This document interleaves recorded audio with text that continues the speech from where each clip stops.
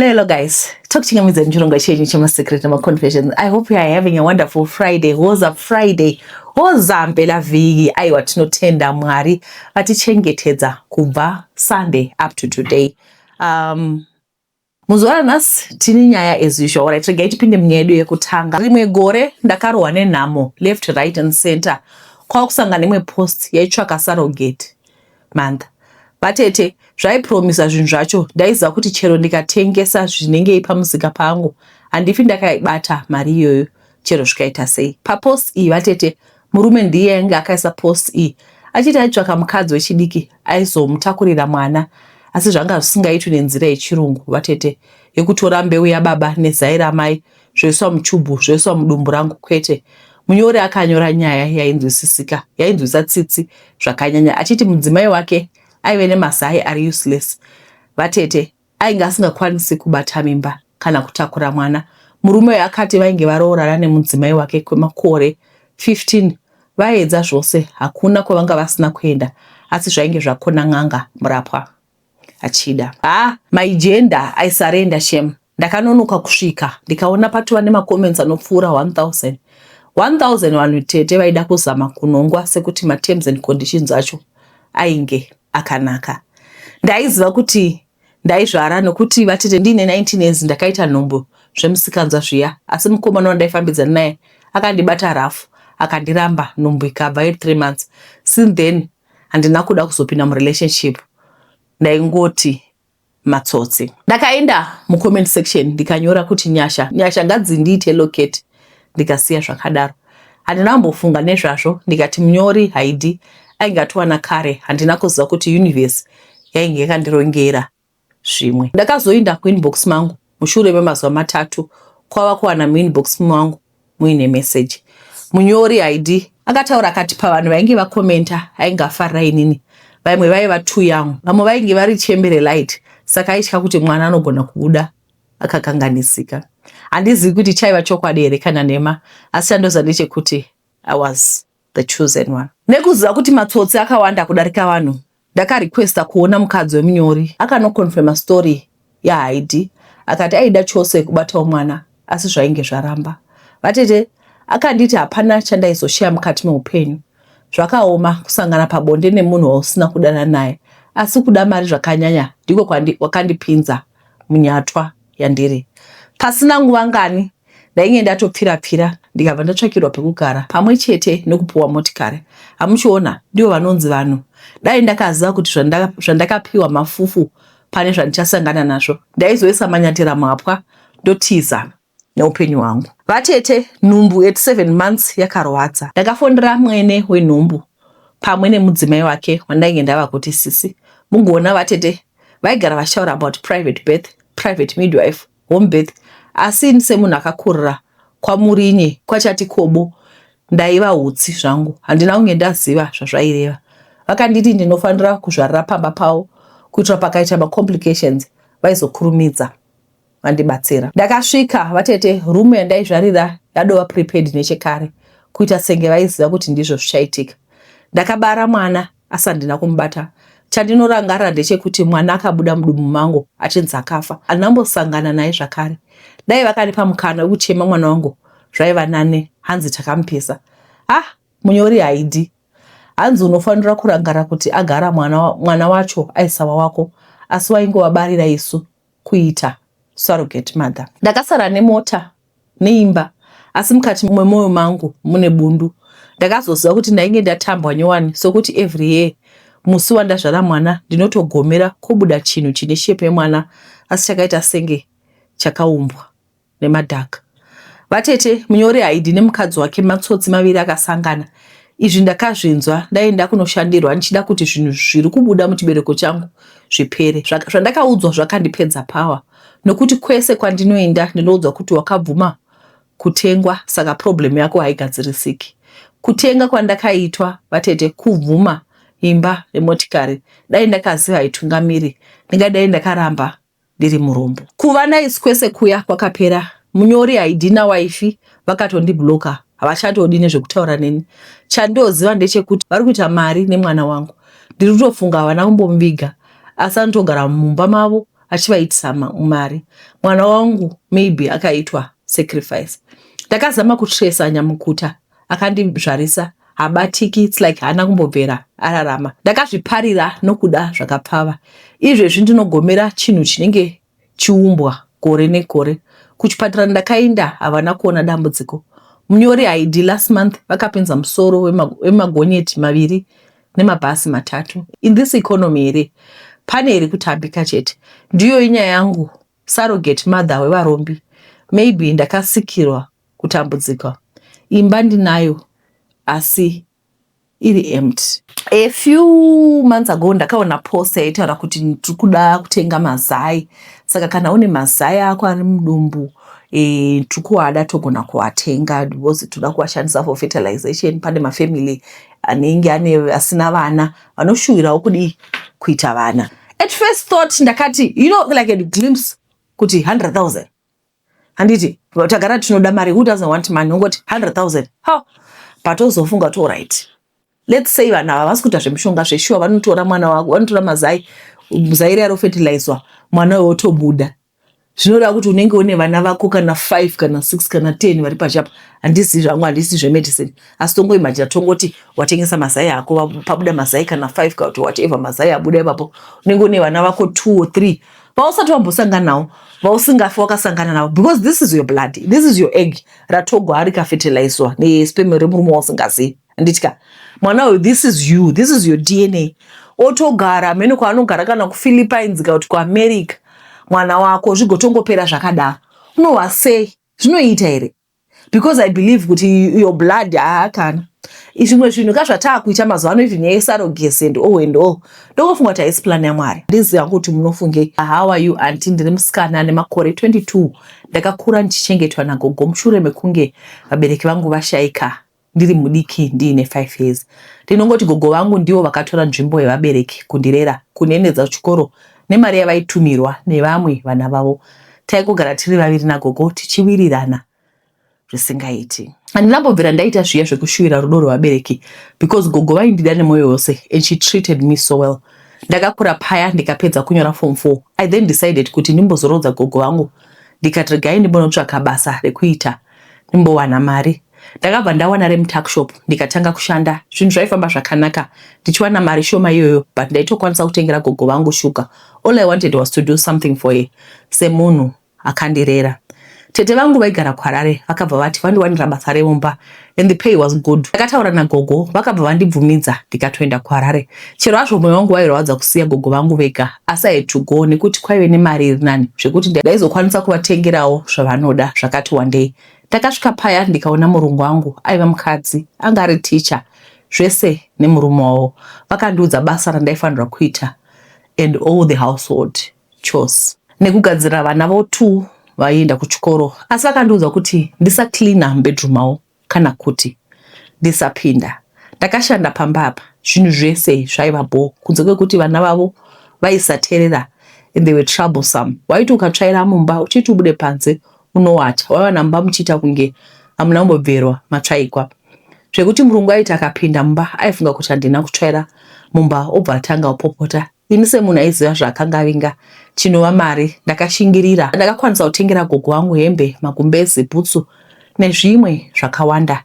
Ndaifara nekuti that was my wish, kuchengeta gogo vangu. I worked pamba apa for 8 months ndichicleana, ndichiita zvese, ndichitosiya mumba muya bedroom mandakanzi ndisapinda. Asi ndaigara ndichifunga kuti nemhaka yei mumba umu vasingadi kuti mupindwe.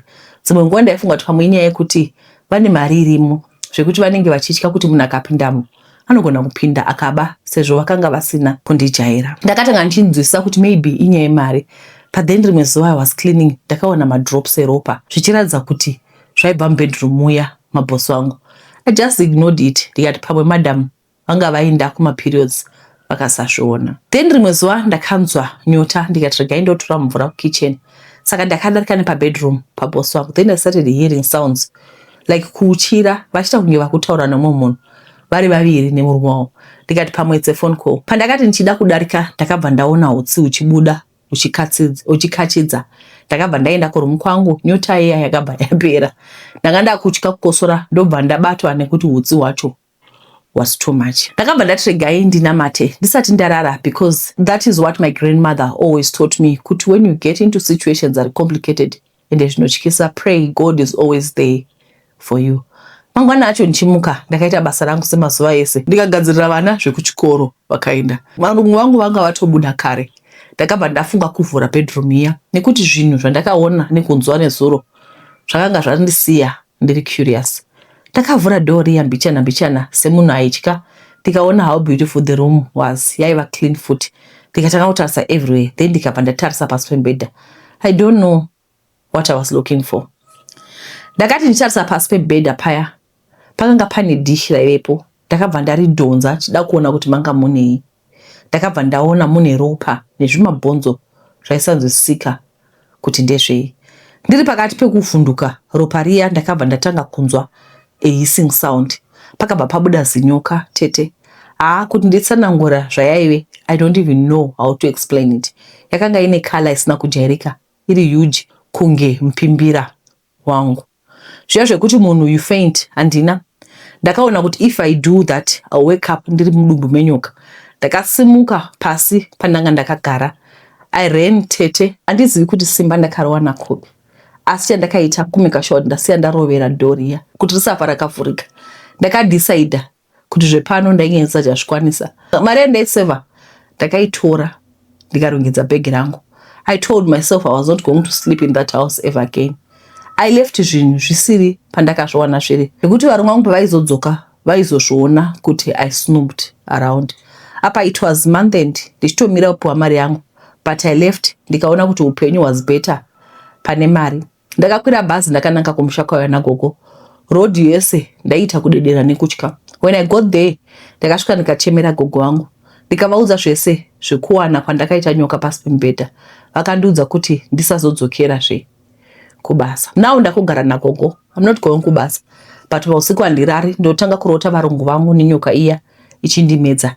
It's the same dream every day. Zvekuti it feels so real. Pandinomuka ndinenge ndakazara sweat. Handisina peace. Tete iyo nyaya yangu yekuda zvinhu sineneni. I regret the day randakavhura door rembedroom ya. Nyaya yecuriosity yakandikuvadza. I need help tete. I can't sleep. When I close my eyes, ndinongoona nyoka iya. Handichaziva zvekuita. I'm scared. For all your assistance in company registration, FNB bank accounts opening, FNB non-resident bank account, CIPS return, SARS registration, contact us on +27 686 822 173. Anditika ngatisatambura zvekuvhura mumaccount. Pane vanotibatsira, pane umwe anobvunza kuti ndeve nhema here kana ndeve chokwadi, vanodovhurira vanhu account. Pane vanhu vakaonda ari pano vakavhurirwa account. Anditi right. Hi Tete Glow, makadii. My story is a bit long. I really need your help. Nditori stuck handizi kuti ndoita sei. Sometime back ndakanyora confession kuWhatsApp kuti ndakamitiswa ndikazvara mwana akafa because the father was a ritualist. But now Tete, I'm having flashbacks of the time when I was around 8 years old, when my big brother and cousin brother yangu would take me to the toilet. Madays atanga taenda kumusha aye. Vaindibatisa magenitals avo Tete almost every day, and it became a normal thing. Sometimes vaizvibata vega, but I don't remember clearly kuti vaizomira zvadii. My Tete brother is my half brother because we have different mothers but same dad. Then cousin mwana ndzvadzi yadedi. Sometimes tiri kumba and not kumusha, my brother would come pamusoro pangu ndakavata otanga kuita iye inonzi dry humping, but ndaimunzwa and kuti ndimuke would overpower me. Same komana. In those days I was very thin Tete. So now I'm 21 but ndiri kutadza kurara zvinhu izvi zvichiuya musoro mangu, and I'm asking myself kuti zvichiri necessary here kuudza mama or anyone else, cause zvogona kunzi anonyepa or ari kurwadzwa kuti akamitiswa but ye brother akaroora. And futi my brother is deaf and dumb and is expecting his firstborn kuzvimei ikoko. Sometimes anondibvunza kuti sei wakandimaka, ndongoti handina kumaka, as it seems kuti iye he forgot all they did to me ndichiri mwana. And chimwe chinhu futi, my cousin akafa neaccident ari grade 5 indiri grade 3 January, ndipo pazvakaperawo zvekumusha. But dry humping kumba didn't stop until grade 3 kuzvidecember ikoko. So ndokumbira rubatsiro kune mutete zvese nedare kuti should I speak up or ndakatononoka. Thank you kune vachabatsira. Sorry nyaya yacho yazorebesa, but zvinhu zviri kuvanetsa, we cannot rule out kuti don't talk about it. Izvo zviri zvinhu zviri kumunetsa because she's not sleeping. Saka handizivi kuti imi munozviona sei. Vanofanira kuudza mama here kana kuti atsvake counseling. Semaonero angu ndoona sekuti chiro ini nangu ndiri kufunga kuti even if you tell mama, but I think the most important thing is kuti muwane counseling, ndozvandinofunga, so that you can be able to move on with life because pakati ipei. I'm a 27-year-old girl who's currently living in South Africa. I came kuno ku South Africa ndanyeberwa nesister yangu kuti yandiwanira basa muna 2017. Ndakanga ndisina shungu obasa nekuya kuno, plus ndakanga ndisingadi zvekugarisana navo because ndakambogara navo from grade 3 ndabva kuna gogo after our mom's death till form 1. She's not a good role model and is not so good at it. Our mom passed on in 7 years and she promised to take care of me afterwards. Zvakazobuda muhama zvakunzi it was because of the house yakanga yasiwa namama ichinzi ndo ichandichengeta until ndapedza chikoro. She was married by then, but she would bring different men over to the house when hubby was not there. I'll be introduced to them, even made to sit on their laps along with her daughters. She would even get intimate with them or even her hubby while I was close by. But I'm grateful that God protected my mindset and also made me a reserved someone, even though I suffer from a lot of child trauma and unresolved anger. I was born in a family of 4 girls, with me being the last one. But the time Ndakatanga crash, all my sisters were already married. There's a big age difference pakati pedu, so we didn't grow up together or have time to bond with each other. We are very distant with each other. So this sister of mine is the second born in the family. She would make me go to school nemalunch akasiyana nemwana wavo womutopa nepocket money. Ndaipfeka zvaive asisadi. Aindibira mapenti kubhero kwefriend yamai vake kuti ndikwanisewo kupfeka. Sometimes mai vacho vaindivigira matsiga ndikureoro ekubhero. Mari yaitumirwa nemaloja vaiendesa kumesina okutenga hembe dzavo nevana vavo pawasos. Uniform ndaitengerwa dzaifambiwa nadzo mustreet. Wavo aipfeka yembepa plus windbreaker mutsoka. Pane pavakazoita madhiri neumwe murume, hanzvadzi yahabhi iripo ikazoripeta. Ndokupedzera shungu pandiri. Ndakarohwa nemugoti ukavhunikira pamusoro. Ndakabatwa makumbo nemaoko nevarume vaigara pa next door. Uko I was grade 7 by the time she ended up coming with a plan to get rid of me and the husband's sister. Ivo vakazorambana nahabhe. Then the sister went kumusha and Nina was sent to my other sister who was the eldest. Life was hard there as hell too, because when I turned 18 she told me that we didn't share the same father after imba yakasiwa na mama yamboita mutauro. So all this mistreatment started adding up. Fast forward to when she called me to South Africa. I went no contact with her since 2010 up to 2017 around July. We didn't have each other's number, so she called the elder sister of mine 4 times asking for me. She actually wanted my elder sister's daughter to come, but the father refused, so I was the second hard option. After hearing that she got me a job, my other sister encouraged me to go. I ended up giving in and came. Plot twist, there was no job. She wanted me to babysit a 4-month-old baby for 20 rand per day. I wasn't familiar with rands by then. She told me that I couldn't work in public areas since I was a foreigner and I didn't have a passport. It's either ndaibatwa nepolice or kuuraiwa nemaguma. I believe all of this because I was naive and also so many failures of xenophobia. I agreed, but I made it clear to her that I didn't like this place and I wanted to return home in 3 months' time. And she said, it's okay. Fine, I stayed. Months passed by and not once did I get paid. Up I left most of my clothes back home. After Manao at there was no need yemusengwa because the mother was going to provide. Ndaiti kungobvunza mari ndonzi unodya nekugara mahara. Ndikati ndakunotsvaka basa ndonzi unoda zvinhu stereke. paura pasi pabasa. Ndakazopiwa 1,500 rand nemurume wacho. Ndamubvunza kuti ko mondishandisa sei musingandipi mari yangu. Akatoshamisikawo saying the wife never told him a thing. Vakangoti ndakauya kuzobatsira nemwana. Little did I know kuti the husband was abusive. Ndakachengeta mwana till ave ne1 year something. Ndichingoti vandidzosere kumba, ichingova excuse after excuse. Vakazoti vaona kuti mwana akura. Ndandakuoneswa chimuto zviya zvekuti hausisina basa. The husband started making moves on me, sending me adult movies, and I would ignore him on the talker. I ended up telling my sister.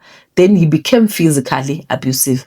Taigara kunge varanda pambapa, and my sister would still choose him. I had a boyfriend by then from Zim. Takasangana pamba pedu where his sister was renting. It so happened kuti he knew my sister, and aitogara nekushanda kuno. I would vent kwari. He's the one who made sure kuti I was dressed from head to toe. Dine phone iri right in airtime plus data. Akazoya kumba bringing my sister groceries after she asked for goodies. Then the hubby came out of nowhere. I shanda out of town, and that was strange of him to come home on a Thursday. My then boyfriend was sitting past Tubu Panze, and he greeted my sister's hubby, and he walked in, and mind you, these people have never met. With this hubby and sister yangu, they just met Kuno and started kugarsana and had that baby. I was babysitting.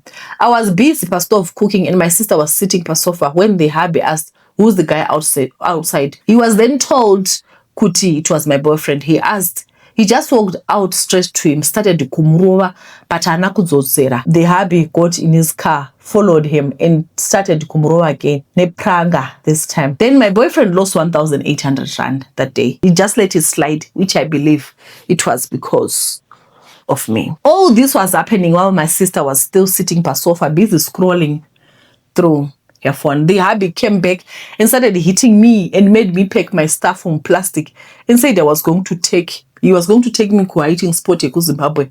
That was around 10 p.m. He drove to a certain bush close to a hardware cash build and started kicking and slapping me across my face. Took out to Mapfumo to Simbi. He kept in his car and threatened to kill me. I knelt down and begged for mercy. He then asked me to contact my then boyfriend with his phone and ask Kwari so that he could kill us both. But I guess he just wanted his number. He asked me to chew my SIM card and throw it away and said no phone or internet for me. The abuse continued till I ended up running away along with my sister's daughter. She never bothered to contact or look for us.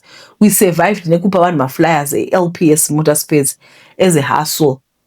Commission. We spent years tisingaonani okutaudza nesister yangu, and that guy left me for another girl. Fast forward to now. I met someone. We dated for 3 years until I got pregnant last year around June or July. I didn't know until it started giving me cramps around 4 weeks. I told him and he didn't react badly. He was calm. And then he flipped on me all of a sudden. I went through my whole pregnancy alone and was going to work till my last month. Kuti ndikwanisire rent and preparation plus chikafu. I never told my sister or any family members. I bumped into that sister of mine, Mutown. Then we awkwardly greeted each other. Then she passed. That's when she noticed that I was pregnant. A day passed. And then she later texted asking, who is the baby daddy? We were not talking this whole time. And she was never interested in my life. So why come and ask now? Mind you, I helped babysit for 3 of her daughters. She had 4 days passed, then she texted saying I can come over to her house so she can assist me with the baby since it was my first. And I was alone till I recover. And I'm ready to stay alone and go to work. I talked to some individuals about this. Then they said it was okay. I was going to give birth any moment now, and I told her since it was my last month. I arrived with my staff around 8 p.m. with my big belly, and they never came out to assist, which puzzled the driver. They didn't even leave food for me, saying they forgot Kuta was coming. But I told her during the day, my plates become masai for me. She was always going to her other boyfriend's place. She later on left a week before I gave birth and went away with a boyfriend mid-March till now. I took myself to the hospital in labor. She only sent her daughter to come sign me out of discharge. I never got any visits from family. I'm still at her house even now on all postpartum things alone. Vana vavo vanogara vakamudura nekuzvivarira muspe. Dzimwe nguva handigezi ndakangobata mwana achichema, not knowing what to do. He's a few weeks old. I'm thinking of leaving, but maternity leave yangu ndeye 3 months. Haibhadhari uku handina mubatsiri. One of her daughters is in her mid-20s, Tete. Other is 17, the other one is 9. Nezuro, the one who was supposed to cook dinner, didn't even bother to cook mkuru wacho. She just got sadza for herself and called it a day. I don't have a problem cooking, but mbati we mwana hapana. Time dzake dzekuchema is 7 p.m. onwards. Zvekuti unopedzisira haungomutarisa uchaya kuti woita sei. Ndakarara chingwa nezuro. Zvekumuka nchidedera nenzara. Uku mukomana anonwa zvake. Akauya kuzobatsirwa namwana. Musi wandakauya, ndakasvika panze, mota yakanga yakandisengesa ichidhuma. Pakashaya kana munhu wani akabuda kuzondioffloadesa. It was around past 7 to 8. The driver looked at me akati, so you mean to tell me kuti vanhu vari mumba havasi kuziva kuti panze pane mota? I looked at him speechless. Ndikatanga kunhonga zvinhu zvangu mawanwa ndichisa mumba. Ndikaona vari mudining, ndikavamhurusa and continued. Ndakabva ndaenda kunobatsira driver kusumudza mbedha, akaramba. Akati aitya kuti ndinozokurira ndikabarira ipapo. Vakatuma mwana we17 years kuti adeedze mombe kuzotitakurisa. Ndobva auya. Akangoti kwindi kana yevo izvayo. Ndakamhorisa and said you can go rest ako takupedza. Then she left. After tapedza, I sat expecting poor food since I spent the day preparing kutama and packed everything. And I notified my sister that I was going to come around 7. And she said, okay. But vakangoita kakushamisika, so saying, sorry, akona ndakanga mauturi kuya. Chikafu chapera. Ndakapera power zvekuti ndakanzwa mimba kurema. Ndikati no problem, chaita plan mangwana zvikanzi okay. Aswadia, ndikati no, I spent the day preparing kuya kuno. Then ndopa vakaraira uya we17 years kuti abatanidze masadza akanga avasiya pakuda kutosukwa obva frya masai ndobva ndipa. Ndakagamuchira ukusadza racho riri ice. Ndakashora the whole thing patungadi pamba pevanhu. I went to do groceries 4 days after ndauya, plus kutenga preparation yese mwana. Uku ndine 3 months ahead dziri unpaid dzeleave. I was surprised chinzi ndicontribute kutenga gas. Pamba pacho hapana magetsi, and I told her kuti I was only left with 450 account cause moyo wavo haugadzikani kana umwe munhu aine mari. I told her kuti ndeye mapampa emwana, and she insisted, saying she couldn't make a plan to send mari. So I had to pop mine, she'll pay me back, which is hard for her to do in most cases. I had 850 in my account, and I remember kuti I had to keep it safe for deducting her gas since I still have more trips to the clinic nemwana since my last visit 3 days. I've been using both since he's still vulnerable. Plus mapampa ake in case of emergency. Kokundifungirawo all that kwakaipe. Not so long ago, she helped a random lady out kuti azorara pamba on my bed and blankets. Ini ndine mucheche asati akuonekwa. Ndakatsika madzaro zvokurevesa, and I became a problem for that. Naturally, I don't sugarcoat stuff because of what I experienced. I say things for what they are, of which she considers it to be disrespect because vaombe. Honestly, I lost love and respect for her because of what she does. Guess what her daughter said to me that night, Yemenzi? She said I could take my bed and go to sleep in the garage. I was shocked to the core because I considered her to be a good someone before all this. I remember a couple of weeks ago, I asked her to keep things low. Ndikwanise ukaoma mwana arare. Ndimanye kunotenga mapampa ndasara ne3. Akanditi ndine drama ari necessary. She even took her power bank. Phone ndowanzoita moto manheru only if ndaendesawo kucharger on time. Mostly ndinotuma uya we17 years paanodzoka from school around 2 kundiendeserawo kucharger. I'm thinking of ngotora 7 something yasara ndasara nayo and look for a free and safe place for me and my son. I heard from a co-worker kuti I might get 1,000 like the South African lady on the same leave as she's getting. She left last year December and I left last month. I think ningabalansawo. The previous time pandaigara nawo ndakambostoka maperfume chitengesa pandaipa off and I was making money. Then jiki ndakabirwa stock mumba yanga ine clients a day before vale. I was heartbroken and apana kabvuma. Munhu akangovhura wardrobe wangu kwakushara maperfume chokwadi. I'm still angry. Even now I'm having trust issues. Since I gave birth, not once has she told me how to maintain my body in and out so I could heal inside. The only thing she advised me was to flush guvu remwana, humwisa gripe water nemafuta nesalt, domurarisa nedumbu. I still have guvu and I don't lay him down. Sometimes the other good sister is the one I talk to advice for saka nezvemwana. She's in Zim though. Even now I'm still on that phase where I'm really struggling so hard to emotionally bond with my baby, and it breaks me emotionally. Some say it's part of the afterbirth process plus the irritation of breastfeeding. Makes the first time thing. She chose a second boyfriend over me after calling me over, just like she chose a then abusive relationship over me and the kids back in the day. I don't like being around fake energy. It's draining and unsafe. And they can't love me. There's no way they will love my child. Right. ID. Number one, why did you go back to your sister's house? You know how in life sometimes we create problems for ourselves. This woman is not going to change. She didn't love you. Remember the last time husband, husband akakutora mukaenda ku cash build akaburisa mapfumo akatsenga phone akatsenga sim card akadidi akadzoka newe kumba, because that part you didn't say, but after reading I concluded kuti makadzoka kumba, then ndobva mazotiza. After matiza, she never even bothered to look for you kuti where are you. 7 years later musangana mutauni kuti kungoita mawekwe munobva to yakumba kwangu iwo bva to right ndisisi vangu ina ndikuisisi vanhu vakadai. I don't understand you. Guys, okay, I'm not going to go personal on this one, but in a situation yakatadaro kuti munhu anenge achinyatsoziva kuti sisi vake vari rude, but munokutora unokusiyana sisi vake. I am asking you again, why did you go to your sister's house? Because everything that you are experiencing, there's nothing that is new. Your sister is just an arrogant person, another my boyfriend. And why did you leave your house? Because right now you take care of the child alone. No get someone away. So was there a need for you to go to your sister's house? And the financial wakode. My name. Shamunga to eta pandesho utikana mkangoita 2 months mkata mnge masimba. And then zvakadoma. We have to go back to work because baba abamu picture. And kuti at least kuti muchazvita se because mwana ninga ari mudiki. Mwana mudiki zvinorwadza kusiya mwana mudiki kupa, but you still need to eat. Tsvakairwo mumama. Tsvakairwo mugare. Zvakaoma izvi.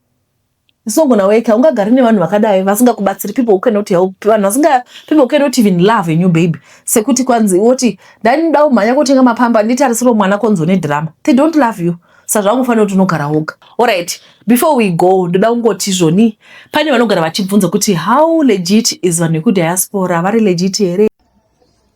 We're very grateful for Diaspora Insurance, the support you've shown us, the prompt responses when we've been going through the whole claiming process, from the claiming process to actually the organization of the day, how you really showed up, created a WhatsApp group and kept us informed of what's happening, showing up promptly to the venue, and then any hiccups, you can test any policy by when issues arise. And when we had a hiccup, you were prompt to respond, correct it, and give us assurance that all will be well. And it was well. And today we've laid dead to rest. And I think he will be happy with what we've done for him. And we've facilitated that. And we've managed to get the best out of the policy to make sure that rests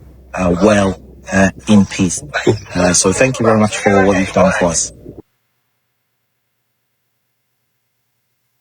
Diaspora Insurance. Peace of mind guaranteed.